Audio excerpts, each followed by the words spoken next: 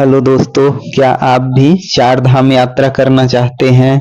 चार धाम यात्रा के बारे में डिटेल से जानकारी चाहते हैं कि हम लोग यात्रा कैसे करें, कहाँ रुकें, यात्रा के लिए ट्रांसपोर्ट की सुविधा कैसे मिलेगी, कुल बजट क्या है?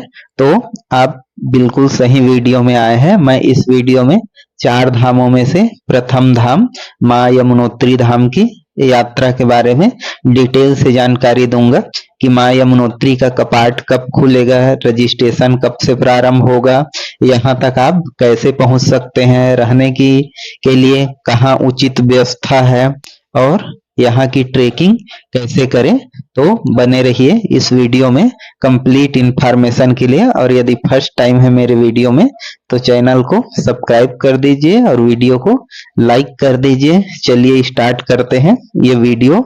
तो हेलो दोस्तों, मैं टीजे और मैं इस वीडियो में आपको माँ यमुनोत्री धाम के बारे में डिटेल से जानकारी देने वाला हूं। तो ये बहुत अच्छी खबर है कि चार धाम की यात्रा की शुरुआत 30 अप्रैल से होगा और 30 अप्रैल को माँ यमुनोत्री और माँ गंगोत्री दोनों धामों के कपाट दर्शन के लिए खुलेंगे। तो इस दिन से यात्रा की शुरुआत होगा और यहाँ आने के लिए आपको सर्वप्रथम आना होगा हरिद्वार या ऋषिकेश से आप अपनी यात्रा की शुरुआत कर सकते हैं। और माना जाता है कि चार धामों में से माँ यमुनोत्री धाम का जो दर्शन है प्रथम किया जाता है। सर्वप्रथम माँ यमुनोत्री का दर्शन किया जाता है, फिर माँ गंगोत्री का, फिर केदारनाथ जी का और फिर बाबा बद्रीनाथ जी का। तो यहाँ से आप ऋषिकेश और हरिद्वार से आते हैं तो 270 किलोमीटर के आसपास पड़ता है और वहां से धरासू बेंड जो है 159 किलोमीटर तक आना होगा और वहां से फिर आपको बड़कोट 55 किलोमीटर अलग से गाड़ी या टैक्सी जो ऐसे चलता है वहां से आना होगा और यहाँ आप रात्रि विश्राम कर सकते हैं। यहाँ से फिर जानकी चट्टी जो है, जानकी चट्टी की दूरी लगभग 48 किलोमीटर है। वहां से फिर आप साधन से, मतलब जो भी बहुत सारे गाड़ियां चलता है प्राइवेट, वहां से आप यहाँ तक आ सकते हैं। लगभग 100 रुपए का यहाँ तक चार्ज है। फिर यहाँ जानकी चट्टी में जैसे आते हैं तो यहाँ से फिर लगभग 6 किलोमीटर तक आपको ट्रेकिंग करना पड़ेगा। लेकिन आप यदि उसमें सक्षम नहीं है ट्रेकिंग में तो आपको यहाँ पर घोड़े, पालकी, खच्चर की सुविधा मिल जाएगा। यहाँ पर घोड़े वगैरह लेते हैं आप तो लगभग 2 से 2,500 रुपए में, और यदि पालकी करते हैं तो लगभग 5,000 रुपए में आपको ये सुविधा मिल जाएगा। साथ में यदि आप ट्रेकिंग करना चाहते हैं और कुछ दूर चलने के बाद ये भैरव बाबा का मंदिर आपको पड़ेगा बीच में, तो जैसे आप आधे दूर में यदि आपको दिक्कत होता है तो वहां से भी आप आधे दूर में यहाँ आप घोड़े और पालकी की सुविधा आप ले सकते हैं। तो ये सबसे बड़ी सुविधा है कि आप कुछ दूर यात्रा कर लेते हैं और फिर थक जाते हैं तो वहां से भी आप यात्रा की शुरुआत कर सकते हैं। और यहाँ आते हैं तो आपको सबसे पहले ऋषिकेश और हरिद्वार आना होगा, जो हमारे पूरे भारत से हर जगह से वेल कनेक्टेड है। तो वहां से आकर आप धरासू बेंड आइए और धरासू बेंड वह जगह है जहां से गंगोत्री के लिए और यमुनोत्री के अलग अलग रास्ते जाते हैं। यहाँ पर फिर आपको अपना रजिस्ट्रेशन चेक कराना होता है, उसका पर्ची दिखाना होता है। तो ये रजिस्ट्रेशन शुरू होगा इस साल 15 अप्रैल से।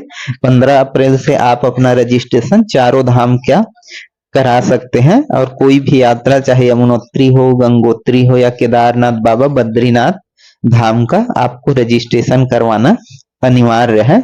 तो बिना रजिस्ट्रेशन के आप ये यात्रा नहीं कर सकते। मैंने डिस्क्रिप्शन में यहाँ का लिंक दे दिया है कि वहां जाकर आप खुद ही ऑनलाइन रजिस्ट्रेशन कर सकते हैं या करवा सकते हैं। या और जैसे आप हरिद्वार पहुंचते हैं या ऋषिकेश पहुंचते हैं तो वहां भी रजिस्ट्रेशन की सुविधा है। वहां जो भी कंप्यूटर सेंटर मिलेगा वहां से भी आप यहाँ के लिए रजिस्ट्रेशन करवा सकते हैं। और यहाँ लगभग 6 किलोमीटर की दूरी को आपको 4 से 5 घंटे में तय करना करके और यहाँ पर पहुंचेंगे तो बहुत सारे यहाँ पर कुंड है। यहाँ पर और भी जो भी कुंड है मंदिर है वहां पर आप दर्शन कर सकते हैं।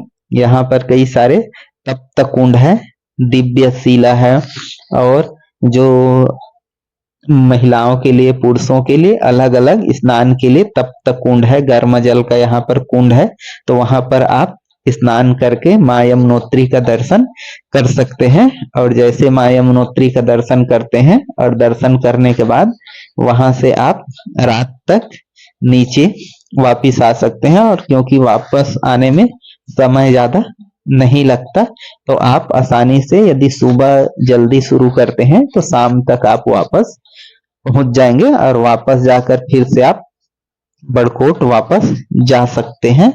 तो और यहाँ पर जैसे आते हैं आप वहां से तो लगभग यदि हम बोले तो एक पर पर्सन 1000 रुपए किराया मान के चलिए, आने जाने और भी घोड़े खच्चर का और खाने पीने का अलग। ऐसा करके यहाँ तक आते हैं तो आते और जाते हैं तब एक आदमी का ऋषिकेश हरिद्वार से 3000 रुपए के समथिंग में आपका यहाँ तक खर्च लगभग कंप्लीट हो जाएगा एक व्यक्ति का। लेकिन यहाँ तक आने के बाद अधिकतर लोग यहाँ से गंगोत्री धाम की ओर प्रस्थान करते हैं, तो बजट जो वापसी का है वो बच जाता है और वो यात्रा आपको गंगोत्री धाम की ओर ले जाता है।